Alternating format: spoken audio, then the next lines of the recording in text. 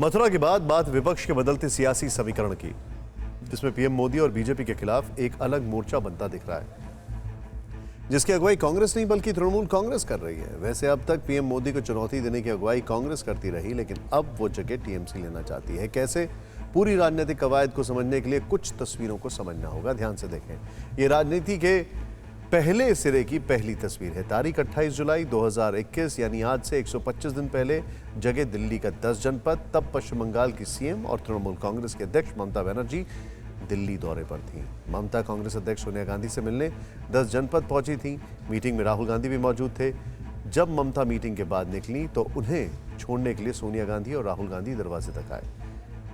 राजनीति में इन संकेतों का बड़ा महत्व होता है। तस्वीरों में आप देख सकते हैं कि कैसे दरवाजे पर खड़े सोनिया और राहुल गांधी जाती हुई ममता बनर्जी को देख रहे हैं। एक तरफ इन तस्वीरों में अपनापन दिख रहा है, क्योंकि हम बेहद अपने को ही दरवाजे तक छोड़ने आते हैं। दूसरी तरफ चंद दिन पहले जब ममता बनर्जी दिल्ली पहुंची, सोनिया गांधी से मुलाकात नहीं की, और आज मुंबई में ममता बनर्जी ने कांग्रेस के सबसे करीबी सहयोगी शरद पवार से मुलाकात की। ममता कोलकाता से मुंबई शरद पवार से मिलने पहुंची थी।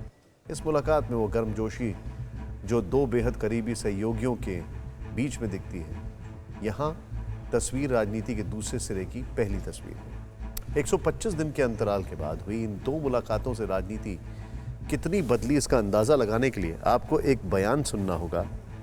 ये जानना होगा कि महज 125 दिन में दिल्ली, कोलकाता और मुंबई के बीच समय और विचार कितने बदल गए। स्ट्रॉन्ग ऑल्टरनेटिव फोर्स बनाना चाहिए। अकेला कोई नहीं कर सकता है। जो स्ट्रॉन्ग जिधर में है उसको लेके करना पड़ेगा। अरे क्या यूपीए? अभी यूपीए नहीं है। यूपीए क्या है? गौर करने वाली बात यह है कि शरद पवार साहब कह चुके हैं पहले कि जो भी बीजेपी के खिलाफ अलायंस बनेगा उसमें कांग्रेस का होना जरूरी है। तो उनके बगल में खड़े होकर अगर ममता यह कहती हैं कि कांग्रेस जरूरी नहीं है, तो फिर पवार साहब की आने वाले समय में क्या स्ट्रैटेजी है? मुंबई पहुंची ममता बनर्जी कह रही है कि यूपीए नाम की कोई चीज अब है ही नहीं। और करने की बात यही है कि यही ममता ने ममता ये बात शरद पवार से मुलाकात के बाद कह रही है। इसके राजनीतिक मायने हम बताएंगे, लेकिन पहले आपको बताते हैं कि यूपीए की ताकत क्या है। ये वो यूपीए है जो 2 बार केंद्र में सरकार बना चुकी है और 2 चुनावों से विपक्ष का गठबंधन है। 2019 लोकसभा चुनाव में कांग्रेस के नेतृत्व वाले यूपीए ने 90 सीटें जीती थी। गठबंधन को 26.4% वोट मिले। बात टीएमसी की करें तो ममता की पार्टी को 22 सीटों पर जीत मिली थी और टीएमसी को 3.7% वोट मिला था। अब 2014 लोकसभा चुनाव की बात करते हैं। 2014 लोकसभा चुनाव में यूपीए को 59 सीटों पर जीत मिली थी। तब यूपीए को 23.3% वोट मिला था।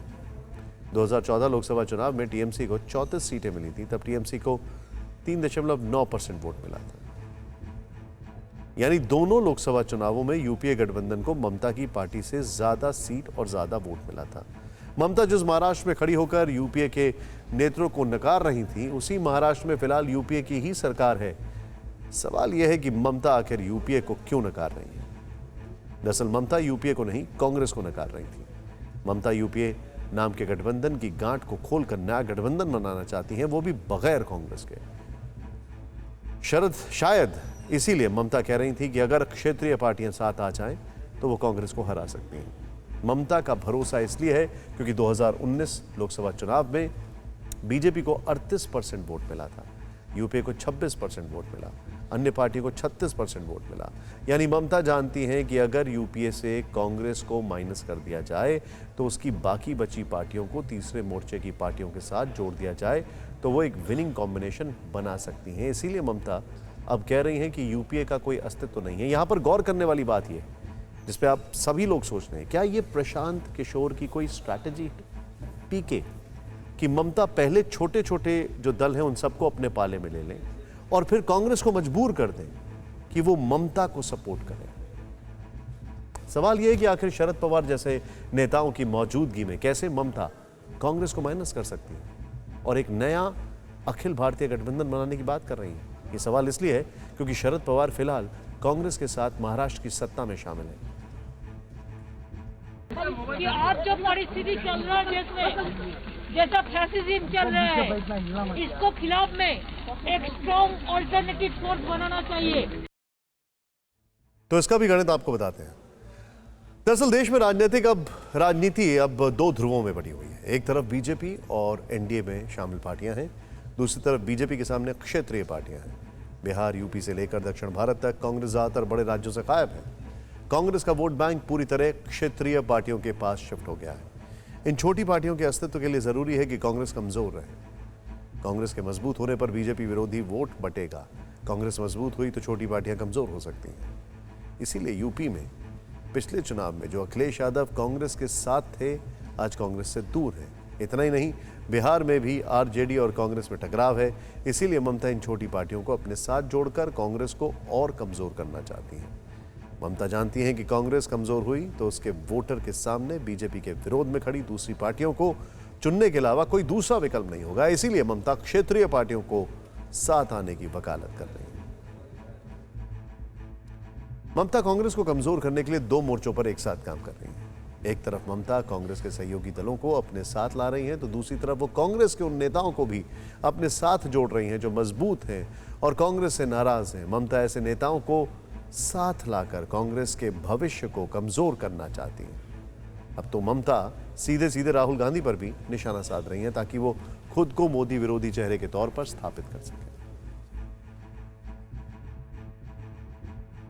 जो लड़ाई करते हैं, अगर कोई लड़ते नहीं है तो हम क्या करें? हम चाहते हैं कि सबको लड़ाई करना है, लेकिन में रह के। आपके मन में एक बहुत बड़ा सवाल नहीं है?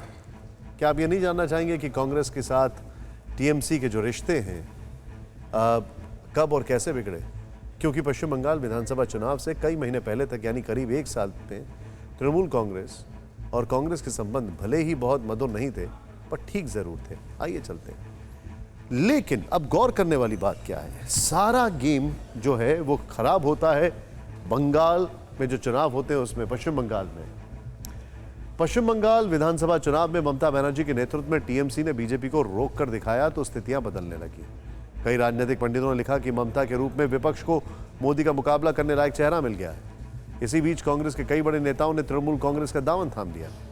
इनमें गोवा के पूर्व सीएम और ऑल इंडिया महिला कांग्रेस की पूर्व अध्यक्ष सुष्मिता देव भी शामिल हैं। दोनों को टीएमसी ने पश्चिम बंगाल से राज्यसभा भेजा। कांग्रेस के कीर्ति आजाद और राहुल गांधी के करीबी रहे अशोक तंवर ने भी हाल ही में टीएमसी ज्वाइन कर लिए। कांग्रेस को ताजा झटका मेघालय में लगा, जहां उसके 17 में से 12 विधायक, जिनमें से पूर्व सीएम मुकुल संगमा भी शामिल है, टीएमसी में शामिल हो गए। संदेश साफ है, टीएमसी जिस रास्ते पर आगे बढ़ रही है उसमें वो कांग्रेस को अलग कर ही देख रही है। और यहां पर और यही कांग्रेस से टीएमसी की बढ़ती दूरी की वजह भी है। फिक्र आपकी, सोमवार से शुक्रवार रात 9 बजे सिर्फ TV9 भारतवर्ष पर। देश बनता है अपने नागरिकों से।